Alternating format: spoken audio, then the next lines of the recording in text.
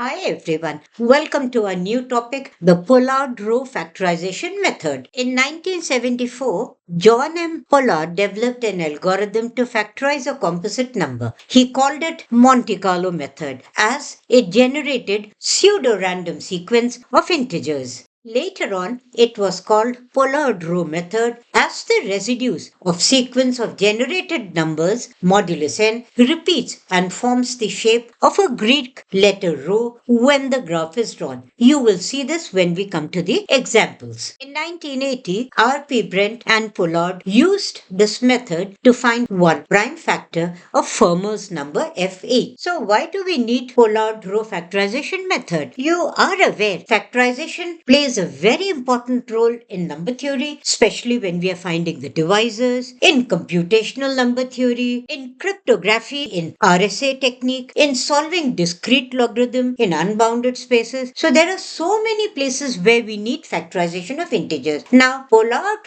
row factorization method is very fast. So it is useful in primality testing. Let's look at some advantages of Pollard row method. The method is very fast in finding factors of large composite numbers in comparison to the trial division method. It is especially effective when n has relatively small prime factor as it takes approximately root of p steps to find the factors, where p is the smallest prime factor. In this method, Floyd's cycle detection is used. If a tortoise and a hare, they start at the same point and move in a cycle, where the speed of the hare is twice as that of the speed of tortoise, then at some point they will meet. Let's come to the method. We start by taking n to be some large odd integer which is known to be composite. We take a function which is a Diophantine polynomial of degree greater than equal to 2, x naught to be some initial value. Generally, fx is taken to be x square plus a, where a is not equal to minus 2 or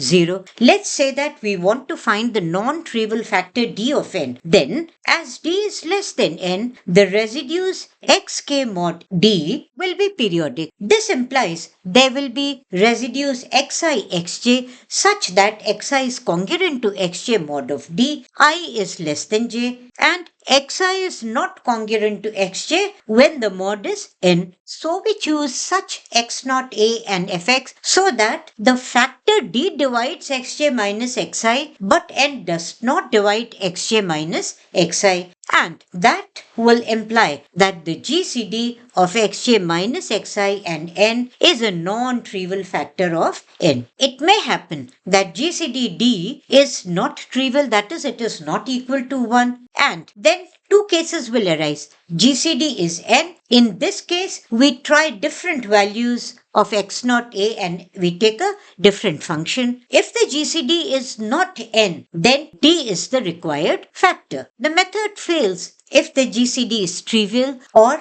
it is equal to n. So it's a recursive formula which iterates and gives us the sequence of xk values. X of k plus 1 is congruent to f of xk mod of n, where k is greater than equal to 0. This generates a random sequence of xk's of least non-negative residues mod of n. Iteration makes xk plus 1 fall into a cycle. Remember, the tortoise move transforms x to fx mod of n, and hare's move transforms fx to f of fx mod of n, which means tortoise moves one step and hare moves two steps. In the above process, we find GCD of xj minus xin for every distinct pair xj xi, which is time consuming. Finding GCD of f of x 2k minus xk comma n saves a lot of time. So this is a revised version, and the d which we find is one of the factors of n. Let's come to some examples. What if you take n to be 371 and we take fx as x square plus 1,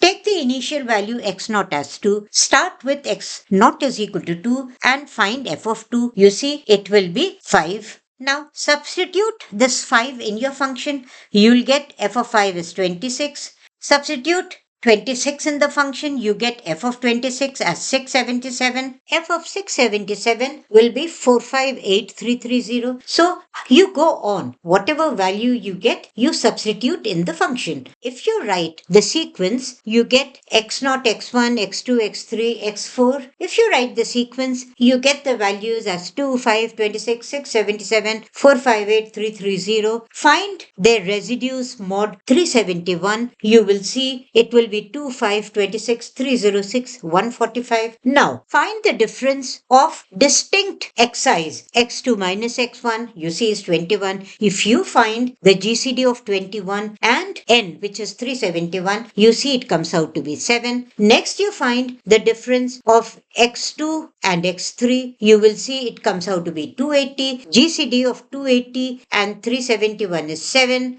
Further, x3 minus x4 gives us 161. Here we are finding the modulus. GCD is 7. As we have a non-trivial GCD 7, that is one of the factors of 371. For the same example, now let's see how rho is formed. If you write the sequence of the xk's modulus 371, you will see after some time the values 250, 173, they start repeating. If you start with the initial value 2 and write rest of the residues, you will see there are 5 of them. 2, 5, 26, 306, 145. After that, it repeats 250, 173. From 173, again it goes back to 250. So a cycle is repeating. Now, mu is nothing but the tail, which is 5, because after those 5 values, the residues repeat. And lambda is called the cycle length. As only 2 values are repeating, lambda is equal to 2. What if we take n to be 2193 and the initial value as 2, fx as x square plus 1, then the sequence mod 2193, which we get is 2, 5, 26, 677, 2186, 50. If you find the GCD of x of 2k minus xk and 2193, we will be getting the GCD or the factor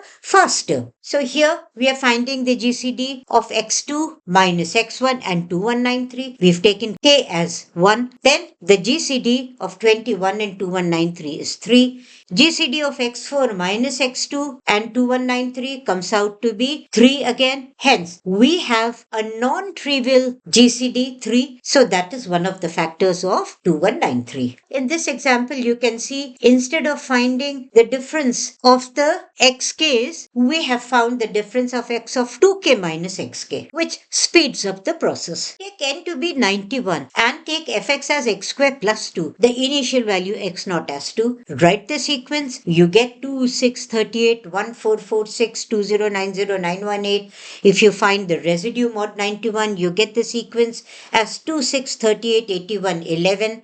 Now, find the GCD of x of 2k minus xk. You will see the GCD in all these cases is 1. So, we are getting a trivial GCD, which implies our method has failed. Now, we need to change our function or the initial value. Here, we have changed the function to x square plus 1. We use the initial value as 2. The sequence which we now get modulus 91 is 2, 5, 26, 40, 54. If you work out, you will see the non-trivial factor will be 7, and that is one of the factors of 91. Let's look at one last example. When the GCD of x of 2k minus xk, n becomes equal to n, we need to change the function or the initial value. It means that the difference x2k minus xk is divisible by all the factors of n, and it does not give us one factor of n. If we take fx to be x square plus 2,